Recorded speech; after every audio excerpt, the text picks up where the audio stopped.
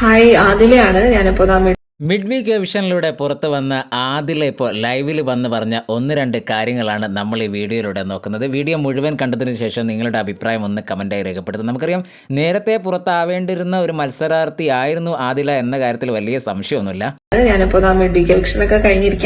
Big ബോസിനകത്ത് ആദിലേൻ്റെ ഒരു പ്രത്യേകത എന്തെന്ന് പറഞ്ഞാൽ, തൻ്റെ അടുത്ത സുഹൃത്താണ് അനുമോൾ. എന്നാൽ അനുമോൾ ഒരു തെറ്റ് ചെയ്ത് കഴിഞ്ഞാൽ ലാലേട്ടൻ വരുന്ന എപ്പിസോഡായാലും ആദിൽ അത് കൃത്യമായിട്ട് പോയിൻ്റ് ഔട്ട് ചെയ്ത് അനുമോൾ ഇന്ന കാര്യം ചെയ്തു അല്ലെങ്കിൽ മറ്റാരെങ്കിലും ഇന്ന കാര്യം ചെയ്തു എന്ന് ആദിൽ കൃത്യമായിട്ട് പറയും. ഈ ആക്സെപ്റ്റൻസും ഈ സ്നേഹവും എനിക്ക് തോന്നുന്നു ആദില നൂറയ്ക്ക് ഈ പ്രേക്ഷകരുടെ ഇടയിൽ ഏറ്റവും കൂടുതൽ സ്വീകാര്യത ലഭിച്ചത്, പ്രേക്ഷകർക്ക് അത്രത്തോളം ഇഷ്ടപ്പെട്ടത് ലക്ഷ്മിയുടെ ഒരു സ്റ്റേറ്റ്മെൻറ്റ് ഉണ്ടായിരുന്നു. അത് ലാലേട്ടൻ ചോദിക്കുകയോ ചെയ്തു. അതിനുശേഷമാണ് ഇവർക്ക് ബിഗ് ബോസിനകത്തായാലും പുറത്തായാലും ഭയങ്കര ഒരു സ്വീകാര്യത ലഭിച്ചിരിക്കുന്നത്. ഇപ്പൊ പറയാനുള്ളത് എന്താണെന്ന് വെച്ചാൽ, ഇനിയിപ്പോ ഇവരുടെ ഏറ്റവും വലിയ ആഗ്രഹമായിരുന്നു ബിഗ് ബോസിൽ വരിക എന്നുള്ളതും അതേപോലെ തന്നെ ടോപ്പ് 5-ലെങ്കിലും ഇവർ എത്തുക എന്നുള്ളതും. അപ്പോൾ നൂറ ഇപ്പോൾ നിലവിൽ അവിടെ ഉണ്ട്. ആദില മാത്രമേ എവിക്റ്റ് ആയിട്ടുള്ളൂ. അതാണ് ആദില ഇപ്പോൾ പറയുന്നത്. ഫൈനൽ 5 പോകണമെന്ന് ഭയങ്കര ആഗ്രഹമുണ്ട്.